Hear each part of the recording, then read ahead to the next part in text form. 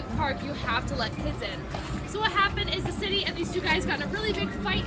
They ended up compromising and they named the southern portion of the park the Children's District. And for a time, it was the only part of the park kids were allowed in. Nowadays, kids can go wherever they want. It is much more free in that sense. So directly behind us, this long walkway is called the Mall. The southern end of the mall is also called the Literary Walk, because on that southern end there are statues of literary figures. There's Robert Burns, Walter Scott, William Shakespeare. There's one exception, which is on the right-hand side. It's of three ladies sitting at a table atop a white slab. These are not literary figures. They are women's rights pioneers, Sojourner Truth, Susan B. Anthony, and Elizabeth Cady Stanton. That statue was built in 2020, right before the pandemic, and is the first statue in the park of real-life women. There was a really big fight to get this statue, though, because a lot of people were like, well, they're not literary figures, so they really shouldn't be on the literary walk. So what the artist did is she put a pen in Elizabeth's hand. She's writing. It's literary. We're keeping the statue, which is great. She's trying to write law. Exactly. That's literary. So luckily, we got to keep them, which is super duper great. This mall here is one of the most iconic parts of the park, seen in tons and tons of movies, like Disney's Enchanted, Friends with Benefits, You've Got Mail, so many more. Part of the creation of the park was that there had to be, it was a requirement in the architecture, that there had to be one long street where people could promenade down. So if you guys are fans of the TV show Bridgerton, those scenes where they're doing their Sunday morning strolls, this is where that would happen.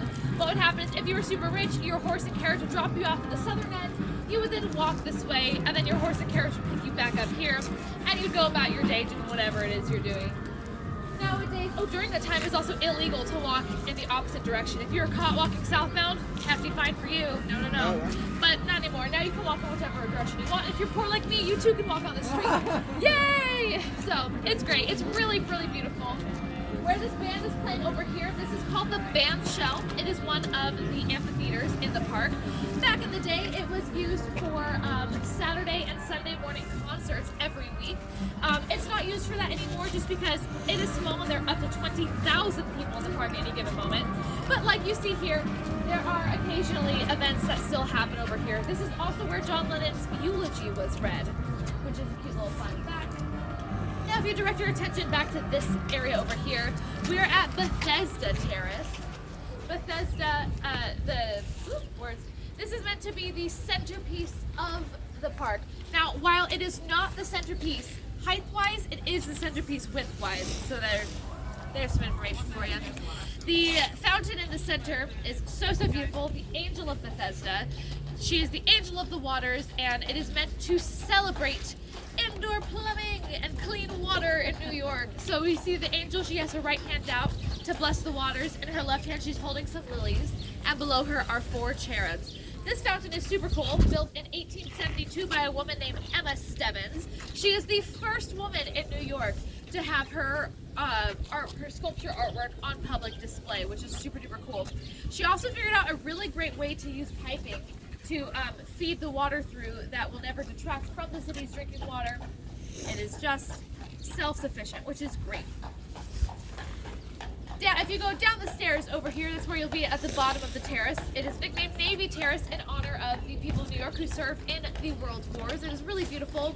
But under the section over here, where the people are standing on top of the red brick, under that is a really beautiful archway that has over 16,000 tiles, and they're really, really lovely artwork. There's usually a guy named Carlos who's playing music down there. It's very lovely. So we're gonna take about 15 minutes for you guys to explore, have fun. I'll stay here to watch the bikes and answer any questions. Obviously, you can walk in whichever direction you want. You can check out the mall. What I would recommend is going down the staircase here. There are bathrooms inside the staircase, and then it will also take you under the archway. So go ahead, take 15 minutes, be back by 10:45, and enjoy.